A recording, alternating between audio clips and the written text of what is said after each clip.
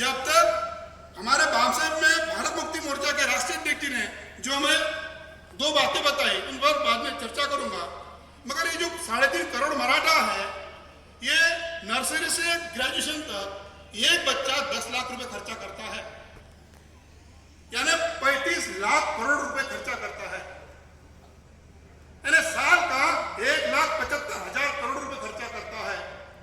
आरक्षण मिलने के बाद उसे 1,75,000 करोड़ का कम हो जाएगा, उसका फायदा होगा, उसका फायदा समाज के लिए होगा।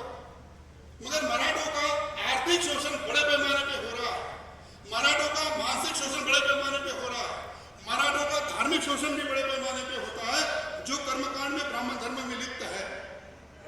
ये सारा का सारा शोषण मराठा समाज का बड़े पैमाने पे हो रहा है। ये मराठा समाज जो है, ये बड़े पैमाने में बिखरा हुआ समाज है। इसे छत्रपति क्रांति सेना की ओर से हम बड़े पैमाने में संगठित करने वाले हैं। ये जो मराठा समाज है, ये आज की परिस्थिति में बड़े भयानक परिस्थिति में जा रहा है, मगर अपग्रेडेशन की भावना से ये ग्रसित है। जैसे अपग्रेडेशन होता है, एक हमारे मराठी में कहावत है, कुंडी माजला तो पाटील झाला, पाटील माजला तो देशमुख झाला, देशमुख माजला मराठा झाला।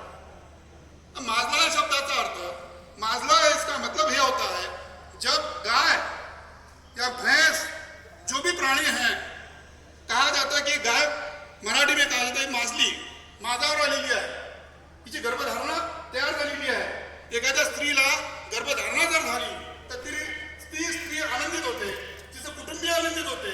जो कोई महिला गर्भधारणा करती है तो सारा कुटुंब आनंदित होता है, समाज आनंदित होता है।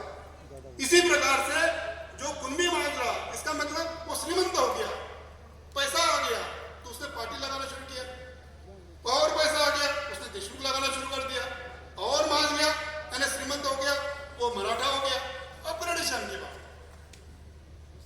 हम नॉर्थ इंडिया में जाएंगे, बढ़ई के लोग विश्वकर्मा का लगाते हैं, लोहार खुद को प्रजापति लगाते हैं, मेहतर लोग वाल्मीकि लगाते हैं, चमार लोग जाटव लगाते हैं। ये अपग्रेडेशन की भावना पूरे भारत में है। ये अपग्रेडेशन की भावना जीत कर लोग अपना काम करते हैं, अपना अहंकार पालते हैं। इसी प्रकार से मराठा समाज ने भी आज तक यही अहंकार पालते रहे। और ये आरक्षण का जो है, मिश्रा साहब भी बताते हैं कि 2 प्रकार के आरक्षण हो सकता है। एक, मराठों की या सभी जातियों की जनगणना होनी चाहिए और संख्या के प्रपात में आरक्षण मिलना चाहिए, और कुंभी का जो आरक्षण देना है, ओबीसी का आरक्षण देना है। बहुत सारे लोग, फडणवीस हो या सारे ब्राह्मण नेता, हमारे मराठाओं को नेताओं को या ओबीसी के नेताओं को भड़काने का काम कर रहे हैं, और ये सारा षड्यंत्र खेल रहे हैं।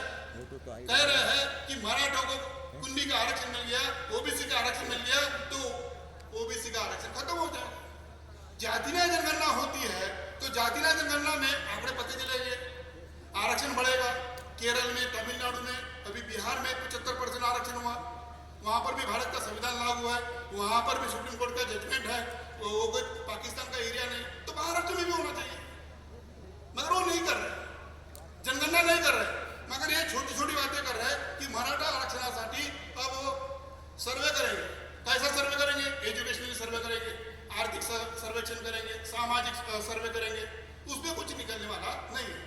तो ओबीसी की जनगणना होगी, जातिन्याय जनगणना होगी, मराठों की जनगणना होगी, संख्या के प्रपात में आरक्षण मिलेगा। जैसे महाराष्ट्र